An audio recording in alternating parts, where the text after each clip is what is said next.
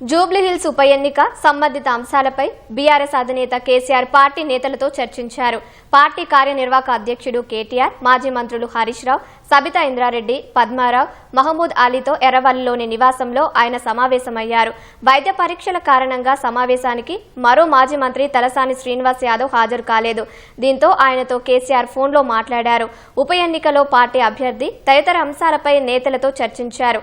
అనంతరం దివంగత మాగంటి గోపీనాథ్ సతీమణి సునీతను జూబ్లీహిల్స్ ఉప ఎన్నికకు బీఆర్ఎస్ అభ్యర్థిగా ప్రకటించారు. స్థానిక సంస్థల ఎన్నికలు, ప్రభుత్వ వైఖరి, తాజా పరిణామాలపై కూడా నేతలతో కేసీఆర్ చర్చించినట్లు సమాచారం.